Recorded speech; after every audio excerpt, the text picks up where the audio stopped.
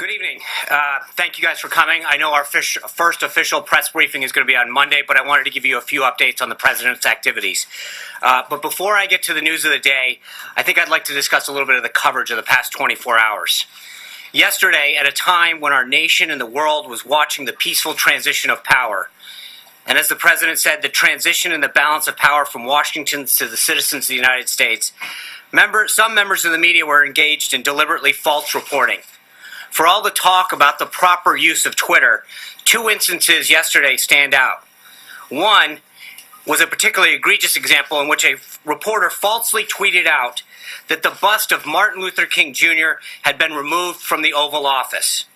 After it was pointed out that this was just plain wrong, the reporter casually reported and tweeted out and tried to claim that a Secret Service agent must have just been standing in front of it. This was irresponsible and reckless. Secondly, photographs of the inaugural proceedings were intentionally framed in a way, in one particular tweet, to minimize the enormous support that had gathered on the National Mall. This was the first time in our nation's history that floor coverings have been used to protect the grass in the mall.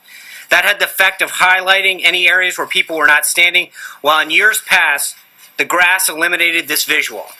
This was also the first time that fencing and magnetometers went as far back on the wall, preventing hundreds of thousands of people from being able to access the mall as quickly as they had in inaugurations past.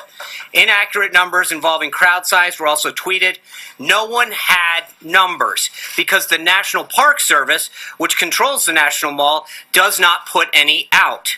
By the way, this applies to any attempts to try to count the number of protesters today in the same fashion. We do know a few things, so let's go through the facts. We know that from the platform where the president was sworn in to 4th Street holds about 250,000 people.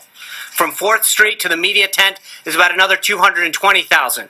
And from the media tent to the Washington Monument, another 250,000 people. All of this space was full when the president took the oath of office. We know that 420,000 people used the D.C. Metro public transit yesterday, which actually compares to 317,000 that used it for President Obama's last inaugural. This was the largest audience to ever witness an inauguration, period, both in person and around the globe. Even the New York Times printed a photograph showing that a misrepresentation of the crowd in the original tweet in their paper, which showed the full extent of the support, depth, and crowd and intensity that existed. These attempts to lessen the enthusiasm of the inauguration are shameful and wrong.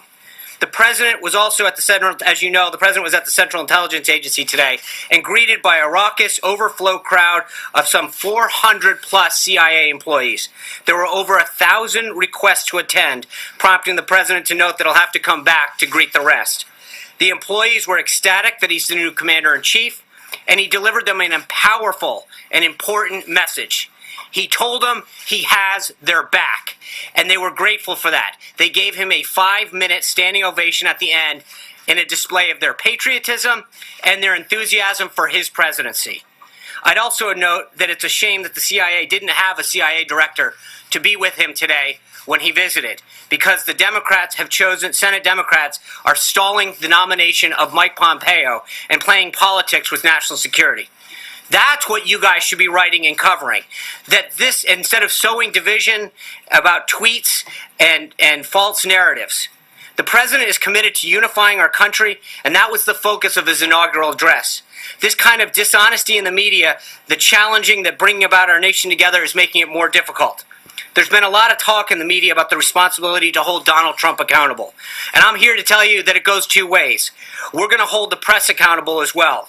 The American people deserve better, and as long as he serves as the messenger for this incredible movement, he will take his message directly to the American people, where his focus will always be. And with that, a few other updates from the day.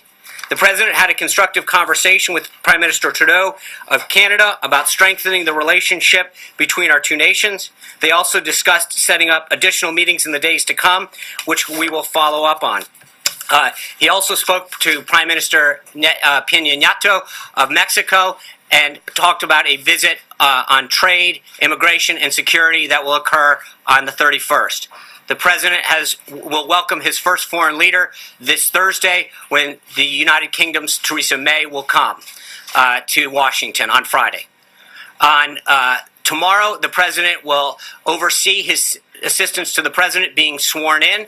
He will then, the staff will then have an ethics briefing and be a briefing on the proper use and handling of classified information. Further updates as far as what he will do. Oh, and then in the evening, he will have a reception for law enforcement and first responders that helped support the inauguration. Thank you guys for being here tonight. I will see you on Monday.